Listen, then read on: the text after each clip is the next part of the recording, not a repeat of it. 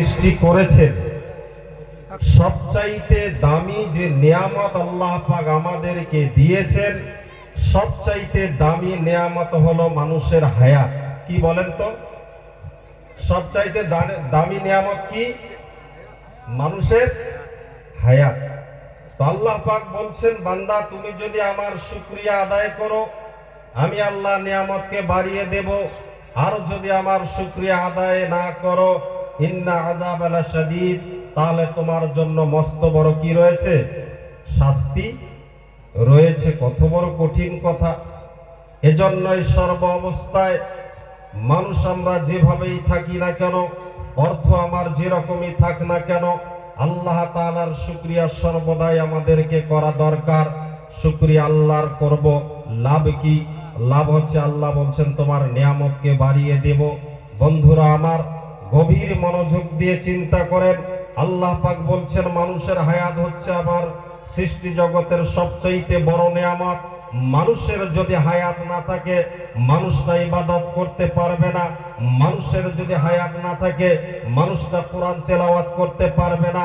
মানুষের যদি হায়াত না থাকে, তাহলে সে আলিম হতে পারবে না, পীর হতে পারবে না, ওলি হতে পারবে না, বুজুর্গ হতে পারবে না, আমির হতে পারবে না, এক নম্বর কথা দিনের দায়ী হতেও পারবে না। তার মানে হচ্ছে হায়াত হচ্ছে আল্লাহ তাআলার পক্ষ থেকে শ্রেষ্ঠ নিয়ামত। এই হায়াতের কদর আমাদেরকে করতে হবে, কারণ হায়াতের কদর যদি না করি, হেলায় ধুলায় আমার কি হবে? সময় অতিবাহিত হয়ে যাবে, আমার যৌবন কাল চলে যাবে, বৃদ্ধকাল চলে যাবে। আর বৃদ্ধকাল চলে যাওয়াই মানে আমাকে কবরের মাটি গ্রাস করে নেবে, আমাকে অন্ধকার কবরের ভিতরেই থাকতে হবে। তো এই কবরে যাওয়ার আগেই আল্লাহ তাআলা বলেন যে পরিপূর্ণ মুমিন এবং মুসলমান না হওয়া পর্যন্ত কবরে আসিও না। আল্লাহ পাক কবরে যাইতে নিষেধ করেছেন। কিভাবে? যে পরিপূর্ণ মুমিন এবং মুসলমান না হওয়া পর্যন্ত কবরে আসবে না। আর দুনিয়াতে পরিপূর্ণ মুমিন এবং মুসলমান হয়ে কবরে যাওয়ার কথা আল্লাহ পাক বলেছেন। আমরা সেই দিকে লক্ষ্য করি না, হেলায় ধুলায় আমরা সময়কে নষ্ট করে দেই। আজকে সময় পৃথিবীর মধ্যে বেশিরভাগ সময় অপচয় করি আমরা, অর্থাৎ আমরা বলতে আমরা মুসলমান জাতি, যারা আমরা মুসলমান বলি, আমরা কিন্তু সময়ের কদর আমরা জানি না, সময়ের দাম, সময়ের মূল্য আমরা দিতে জানি না। আল্লাহ পাক সময়ের মূল্য দিতে বলেছেন, আপনাকে আমাকে সময়ের মূল্য দিতে হবে। অযথা আমাদের সময় নষ্ট করা যাবে না। একটা ঘন্টা, একটা মিনিট জিন্দেগি থেকে যদি চলে যায়, কিয়ামত পর্যন্ত এই সময় আর ফিরে আসবে না। তো আল্লাহ পাক আমাদের সবাইকে সময়ের মূল্য দেওয়ার তৌফিক আল্লাহ পাক দান করুক। আমরা সকলেই বলি আল্লাহুম্মা আমিন। কে ভাই খারাপ লাগছে নাকি? আমি সুর দিতেও পারি না, আর সুর দিয়ে বক্তব্য আমি কোনোদিন করিও নাই, আর প্র্যাকটিক্যাল ভাবে বক্তব্য করার অভ্যাস আমার নেই। ইমামতি করে মসজিদের মেম্বারে দাঁড়িয়ে কোরআন এবং হাদিস থেকে দুই চারটা কথা বলি, এই হচ্ছে আমার প্র্যাকটিক্যাল। আমি এইভাবে মাইকে বসে কোনোদিন হয়তো দুই এক জায়গায় বলেছি, বা ছোট ছোট পরিবেশে বলেছি। এই রকম প্যান্ডেল, এই রকম সিস্টেম, এই রকম জলসার মধ্যে আমি বলি নাই। এটাই আমার জীবনের আজকে প্রথম, হয়তো আর জীবনে নাও হতে পারে, কারণ হায়াত না, হায়াত থাকলেই তো হবে, আর হায়াত যদি না থাকে তাহলে হবে না। এবার শুনেন, আমি যে কোরআনের আয়াতটা তেলাওয়াত করলাম সেটা শুনেন। আল্লাহ পাক বলেন যে কাদ আফলাহা মান তাযাক্কা ওয়া যাকারা ইসমা রাব্বিহি ফাসাল্লা।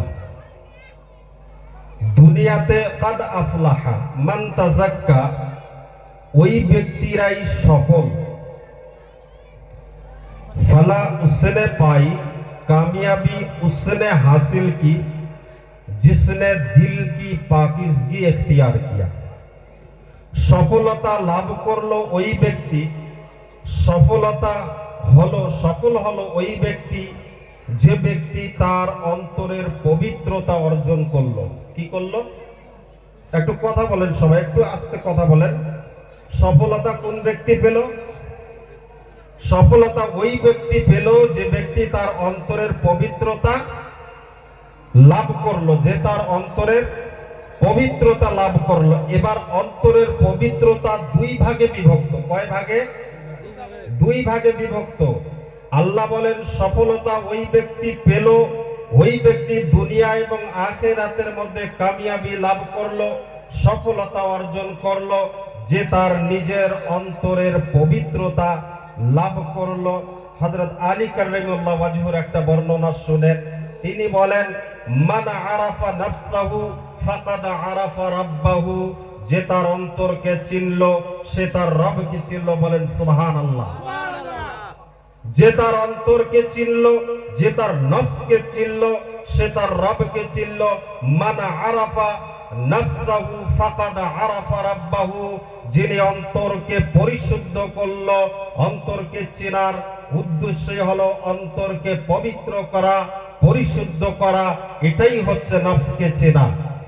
যে তার নফসকে চিনলো সে তার রবকে চিনলো। কাকে চিনলো? রবকে চিনলো। আল্লাহ বলেন যে কাদ আফলাহা মান তাযাক্কা ওয়া যাকারা ইসমা রাব্বিহি ফাসাল্লা, যে তার অন্তরের পবিত্রতা অর্জন করলো সে সফলতা লাভ করলো। সফলতা অন্তরের পবিত্রতা দুই ভাগে বিভক্ত। একটা হচ্ছে অন্তরের সঙ্গে, আর একটা হচ্ছে বাইরে। একটা হচ্ছে আভ্যন্তরিক, আর একটা হচ্ছে বাহ্যিক। বাহ্যিকটা কি এবার শোনেন। অন্তরের পবিত্রতা হলো যে আল্লাহ এবং রসুল, কোরআন ও হাদিসের প্রতি কি রাখা? ঈমান রাখা। ঈমান রাখা। ঈমান রাখা কিভাবে? ঈমান আবার তিন ভাগে এখানে বিভক্ত আছে। এক নম্বরই হলো যে তাসদীক বিল কলব, অন্তরে বিশ্বাস করতে হবে। কি করতে হবে? অন্তরে বিশ্বাস করতে হবে। ওয়া ইকরার বিল লিসান, আর মুখ দিয়ে তার স্বীকৃতি দিতে হবে। আর একটা হচ্ছে আমাল বিল আরকান, অর্থাৎ বাইরে জাহিরি ভাবে তা কি করতে হবে? প্র্যাকটিক্যাল করতে হবে, তা আমল করতে হবে। এই হলো অন্তরের পবিত্রতা। অর্থাৎ এক নম্বরে মানুষটাকে কি করে নিয়ে আসতে হবে? ঈমান নিয়ে আসতে হবে।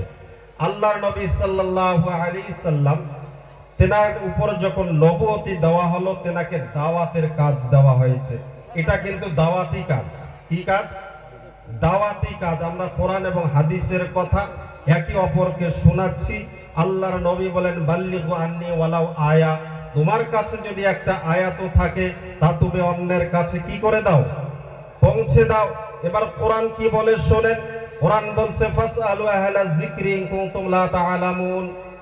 যেরকম আল্লাহর নবী বলেছেন, তোমার কাছে একটা আয়াত থাকলে, একটা অক্ষর জানা থাকলে তা যে অন্যের কাছে পৌঁছে দাও। আল্লাহ তাআলা বলেন, ফাসআলু আহলা যিকরি ইন কুনতুম লা তাআলামুন, ওই জিনিস তুমি জিজ্ঞাসা করো যে জিনিসের ব্যাপারে তুমি জানো না। নবী নির্দেশ দিয়েছেন তুমি মানুষের কাছে, অর্থাৎ ইসলামকে পৌঁছে দাও। আল্লাহ বলেন, ইসলাম তোমার জানা নাই, যে জানে তুমি তার কাছ থেকে জেনে নাও। ফাসআলু আহলা যিকির, আহলা যিকিরের শব্দ এবং যিকিরের অর্থ হলো যারা আহলে ইলম, যারা ইসলাম বোঝে, কোরআন হাদিসের ব্যাপারে যাদের অভিজ্ঞতা আছে, জানা আছে, তাদের কাছ থেকে আমাদেরকে ইসলাম জানতে হবে। অন্যথায় কোথাও থেকে আমাদের ইসলাম জানা যাবে না। তাহলে কি হবে? ভুল হবে। যেহেতু আল্লাহ পাক বলেছেন যে জানে তার কাছ থেকে জেনে নাও। আর যদি তোমার কাছে একটা শব্দ জানা থাকে তা তুমি অন্যের কাছে পৌঁছে দাও। আমাদেরকে এই দাওয়াতি কাজের জন্যই দুনিয়াতে প্রেরণ করা হয়েছে। আল্লাহর নবীকে জিজ্ঞাসা করা হলো, ইয়া রাসূলুল্লাহ, আপনাকে পাঠানোর উদ্দেশ্য কি? আল্লাহর নবী বলেন, আমাকে দাওয়াতের জন্যই পাঠানো হয়েছে। কোরআনে কারীমের সূরা মায়েদার 15 নম্বর আয়াতে আল্লাহ পাক বলেন, ইয়া আইয়ুহার রাসূল বাল্লিগ মা উনজিলা ইলাইকা মির রাব্বিক, হে রাসূল, আপনাকে তাবলীগ করার জন্যই পৃথিবীতে পাঠানো হয়েছে। কেন পাঠানো হয়েছে? আল্লাহ বলেন, আমি আপনাকে একটা কোরআন দিলাম, এই কোরআন দিয়ে আপনি মানুষকে ডাকেন, আল্লাহর দিকে ডাকবেন, মানুষের হেদায়েত হবে এই দিয়েই। আল্লাহ পাক বলেন যে কোরআন আমি নাজিল করেছি, এটা হলো হুদাল লিন্নাস, মানুষের জন্য হেদায়েত গ্রন্থ, অন্যথায় হেদায়েত কোথাও পাওয়া যাবে না।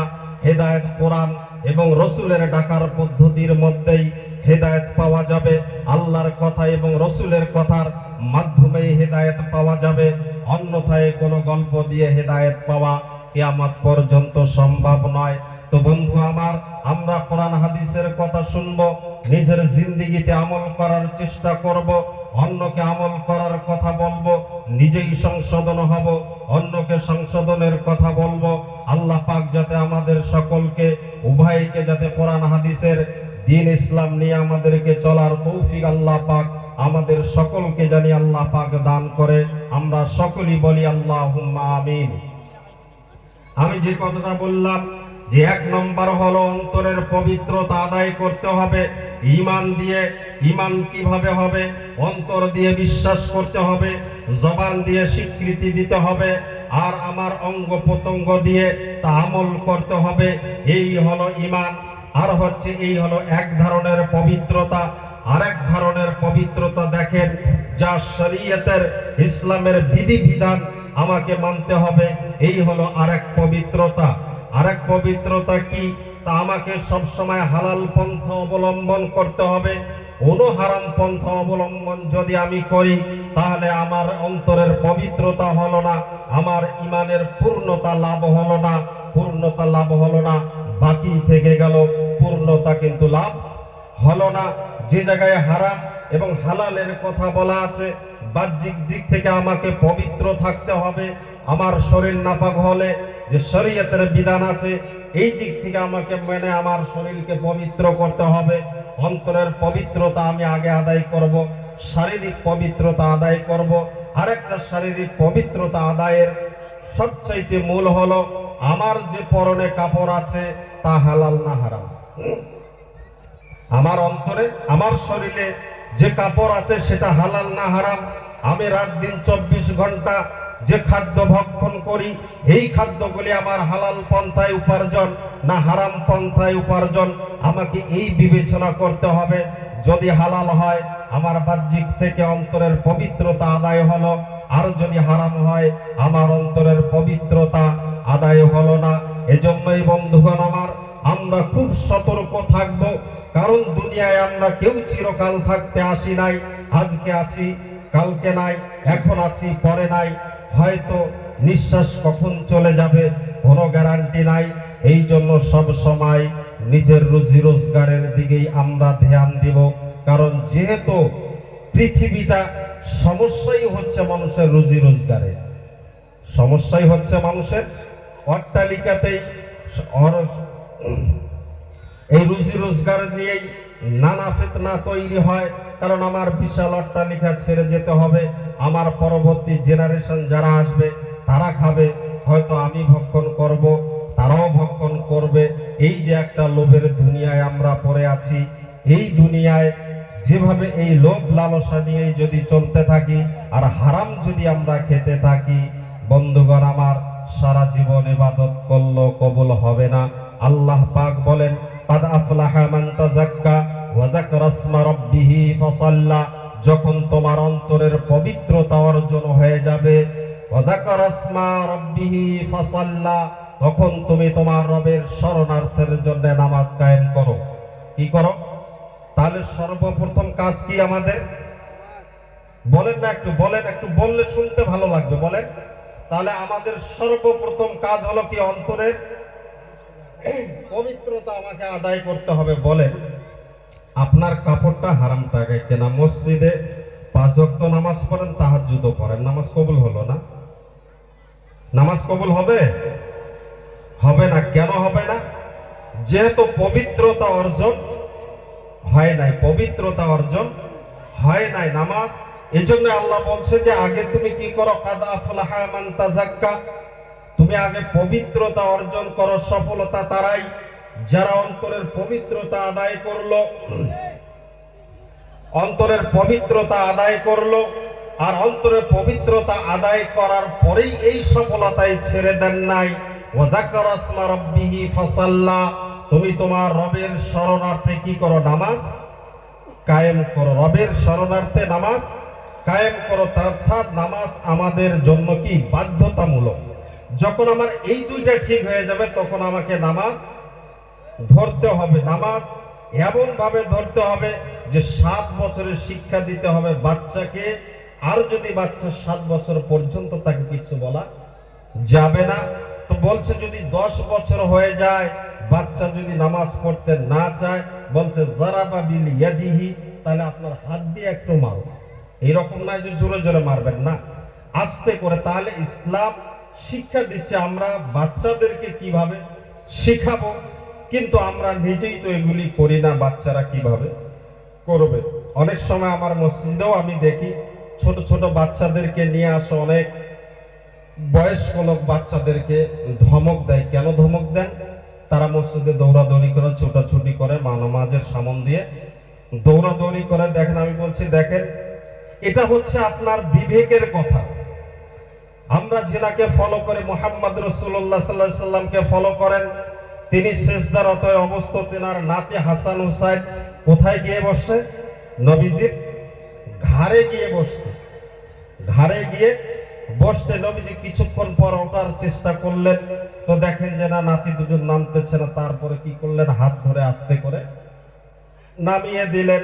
তো এখন যদি আপনার নাতি আপনার ঘাড়ে বসে, আপনি যদি তাকে ধমক দেন, তাহলে সে আর মসজিদে আসবে না, সে আর নামাজও পড়বে না কোনোদিন। এজন্যই বাচ্চারা যদি মসজিদে যায় তাদের জন্য ফরজ নয়, সে আপনার নামাজের সামন দিয়েও দৌড়াতে পারে, পিছন দিয়ে দৌড়াতে পারে, এমনকি আপনার পায়ের যদি মাঝখান দিয়েও যায়, আপনার কথা বলার কোনো অধিকার ইসলাম দেয় নেই। আপনাকে কোনো কথা বলার অধিকার দেয় নাই। যদি আপনার দুই পায়ের ফাঁক দিয়েও বাচ্চারা বেরিয়ে যায়, আপনি তাকে কিছু বলতে পারবেন না। কেন পারবো না? যেহেতু ইসলাম একটা মানুষের কথাই চলে, তিনি হলেন মুহাম্মাদুর রাসূলুল্লাহ সাল্লাল্লাহু আলাইহি সাল্লাম। এই মানুষটার কথাই ইসলাম চলে, অন্যথায় কোনো মানুষের কথাই ইসলাম চলে না।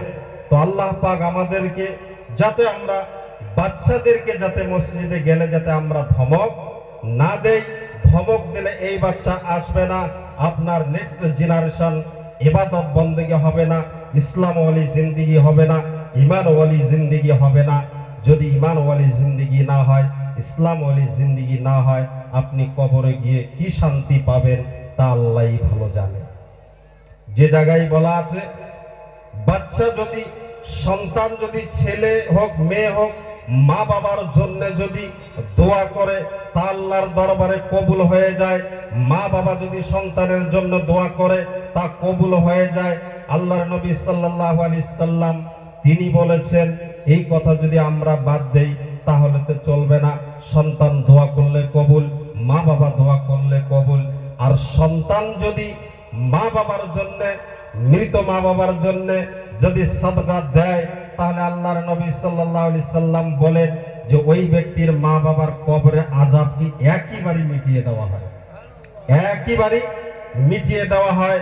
আল্লাহর নবী সাল্লাল্লাহু আলাইহি সাল্লাম কে সাহাবায়ে কেরাম জিজ্ঞাসা করলেন, ইয়া রাসূলুল্লাহ, তারা যদি গুনাহ করে, দুনিয়া থেকে গুনাহ করে চলে গেছে, আল্লাহর নবী সাল্লাল্লাহু আলাইহি সাল্লাম বলেন এই ধরনের প্রশ্নের কোনো সুযোগ নাই। অর্থাৎ আল্লাহ বলেছে যে মাফ করে দেওয়া হবে, তার কবরে আযাব মিটিয়ে দেওয়া হবে। তুমি সাহাবী এখানে বাড়তি কথা কেন জিজ্ঞাসা করো?